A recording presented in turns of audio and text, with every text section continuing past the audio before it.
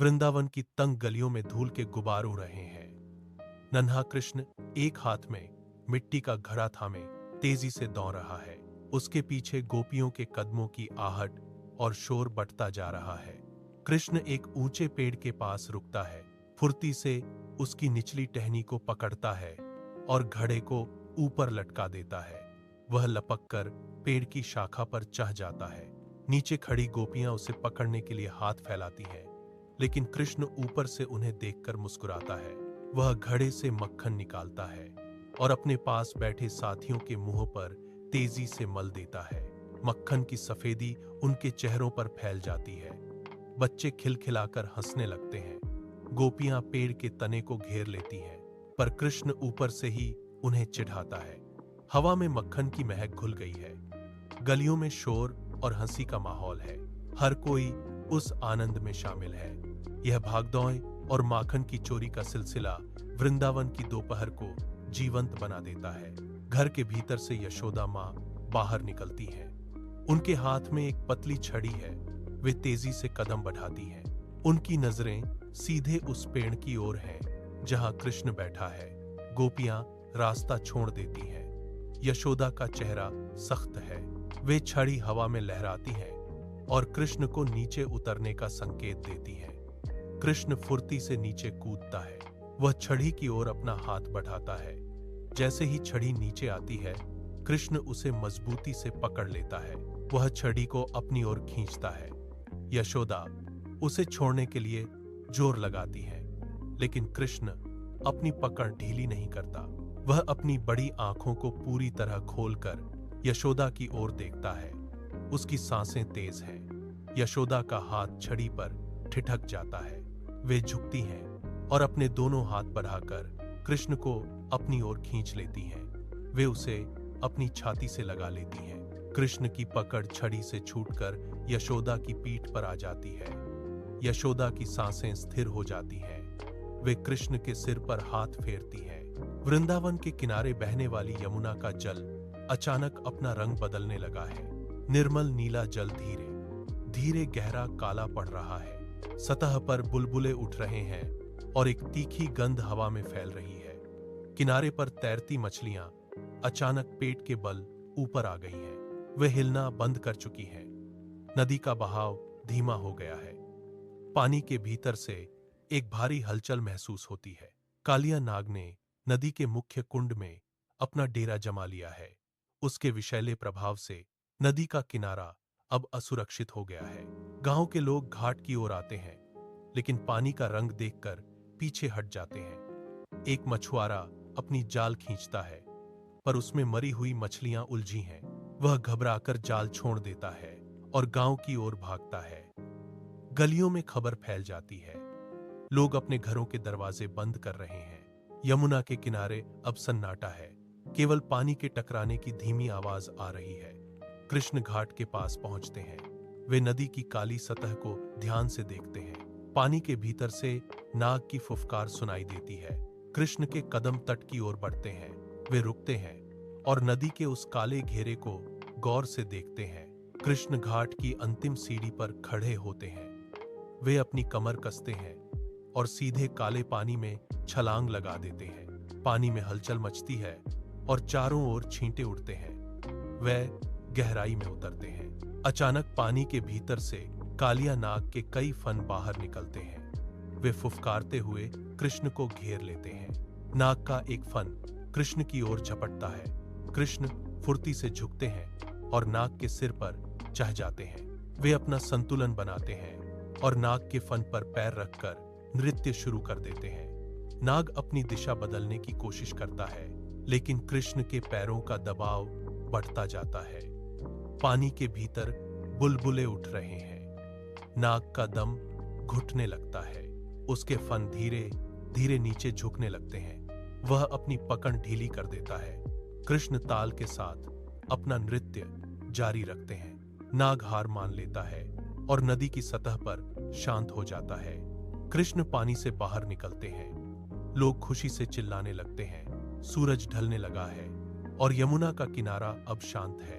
कृष्ण नदी के पास एक बड़े पत्थर पर बैठते हैं। वे अपनी बांसुरी को होंठों से लगाते हैं पहली धुन हवा में तैरती है। यह ध्वनि नदी की लहरों से टकराती है। पास के मैदान में चरती गायें अचानक अपना सिर उठा लेती हैं। वे घास चबाना बंद कर देती हैं। उनके कान बांसुरी की दिशा में मुंह जाते हैं। वे धीरे धीरे अपने कदम नदी के किनारे की ओर बढ़ाती हैं। गांव की ओर गोपियां अपने घरों के काम में व्यस्त हैं। वे मथानी चला रही हैं। अचानक संगीत की गूंज उनके कानों में पड़ती है। वे हाथ में पकड़ी मथानी वहीं छोड़ देती हैं। उनके पैर अपने आप संगीत की दिशा में मुड़ने लगते हैं। वे गलियों से निकलकर यमुना के तट की ओर दौड़ती हैं। कृष्ण आंखें बंद किए हुए हैं। उनकी उंगलियां बांसुरी के छिद्रों पर तेजी से चल रही हैं। संगीत की लहरें अब पूरे वातावरण में फैल गई हैं। गायें पत्थर के चारों ओर घेरा बनाकर खड़ी हो गई हैं। गोपियां भी तट पर पहुंचकर एक घेरे में बैठ जाती हैं। वे सब अपनी सुध बुध खो चुकी हैं। अगले दिन सुबह का सूरज बादलों के पीछे छिप जाता है। आकाश का रंग गहरा काला पड़ गया है। अचानक बिजली कड़कती है और मूसलाधार बारिश शुरू हो जाती है। पानी की बूंदें इतनी तेज हैं कि जमीन पर पड़ते ही मिट्टी उछलने लगती है। देखते ही देखते यमुना का जलस्तर बढ़ने लगता है। पानी किनारों को लांघकर वृंदावन की गलियों में घुसने लगता है। लोग अपने घरों से बाहर निकलकर ऊंचे स्थानों की ओर भागते हैं। बच्चों के रोने की आवाजें और बड़ों की चिल्लाहट हवा में घुल जाती है। मवेशी डर के मारे इधर उधर भाग रहे हैं। बारिश की तीव्रता इतनी है कि सामने खड़ा व्यक्ति भी स्पष्ट दिखाई नहीं दे रहा। घरों की छतों से पानी झरनों की तरह गिर रहा है। गलियों में पानी का बहाव तेज होता जा रहा है। लोग अपने सामान को छोकर जान बचाने के लिए सुरक्षित ठिकानों की तलाश में दौड़ रहे हैं। पानी घुटनों तक पहुंच चुका है। हर तरफ अफरा तफरी का माहौल है। गांव के निचले हिस्से पूरी तरह जलमग्न हो चुके हैं। लोग त्राही त्राही करते हुए ऊंचे टीलों पर जमा हो रहे हैं। पानी का स्तर लगातार ऊपर चढ़ रहा है। कृष्ण भागते हुए गोवर्धन पर्वत की तलहटी तक पहुंचते हैं। वे रुकते हैं और पर्वत की विशाल चट्टान के नीचे अपनी दाहिनी ओर झुकते हैं। वे अपनी छोटी उंगली को पत्थर की एक गहरी दरार में फंसाते हैं। उनके पैर जमीन में धंस जाते हैं। वे जोर लगाते हैं। पर्वत की जड़ें हिलने लगती हैं। मिट्टी और कंकड़ नीचे गिरते हैं। अचानक विशाल पर्वत जमीन से ऊपर उठने लगता है। कृष्ण की उंगली पर पूरा भार आ जाता है। पर्वत धीरे धीरे हवा में ऊपर जाता है और एक विशाल छतरी की तरह ठहर जाता है। नीचे खड़ा गांव हतप्रभ है। कृष्ण की उंगली स्थिर है। वे लोगों को संकेत देते हैं। गांव वाले अपने मवेशियों और सामान के साथ पर्वत के नीचे की खाली जगह में प्रवेश करते हैं। पर्वत के नीचे का स्थान सूखा है। बाहर मूसलाधार बारिश हो रही है, लेकिन पर्वत की चट्टानें पानी को रोक रही हैं। कृष्ण की उंगली पर पर्वत का वजन है, लेकिन वे 1 इंच भी नहीं हिलते। लोग पर्वत के नीचे सुरक्षित खड़े होकर ऊपर की ओर देख रहे हैं। कृष्ण की नजरें सामने की ओर टिकी हैं। गांव के लोग अब सुरक्षित हैं। 7 दिन और 7 रातें बीत चुकी हैं। पर्वत के नीचे खड़ा गांव अब भी सुरक्षित है। बाहर बारिश की गड़गड़ाहट धीरे धीरे कम होने लगती है। बादलों का काला घेरा छंटने लगा है। बिजली की चमक अब आसमान में नहीं दिखाई देती। इंद्र अपने रथ पर सवार होकर बादलों के बीच से नीचे देखता है। वह देखता है कि पर्वत अभी भी उसी तरह स्थिर है। इंद्र के हाथ से वज्र ढीला पड़ जाता है। उसका चेहरा पीला पड़ गया है। वह समझ जाता है कि उसकी शक्ति इस पर्वत के सामने व्यर्थ है। इंद्र का रथ धीरे धीरे जमीन की ओर उतरता है। वह रथ से नीचे उतरता है और कीचड़ भरी जमीन पर कदम रखता है। उसके कदम लड़खड़ा रहे हैं। वह कृष्ण के सामने आता है। इंद्र का सिर झुक जाता है। वह अपने घुटनों के बल जमीन पर बैठ जाता है। वह अपना मस्तक कृष्ण के चरणों में टिका देता है। उसकी आंखों से पश्चाताप के आंसू गिर रहे हैं। वह हाथ जोड़कर अपनी भूल स्वीकार करता है। इंद्र का गर्व पूरी तरह चूर चूर हो चुका है। वह अपनी गलती के लिए क्षमा मांगता है। कृष्ण उसे देखते हैं। पर्वत के नीचे का वातावरण अब पूरी तरह शांत है। कृष्ण अपनी उंगली को धीरे धीरे नीचे ले जाते हैं। गोवर्धन पर्वत का विशाल भार वापस जमीन की ओर झुकता है। पत्थर की चट्टानें मिट्टी पर टिकती हैं।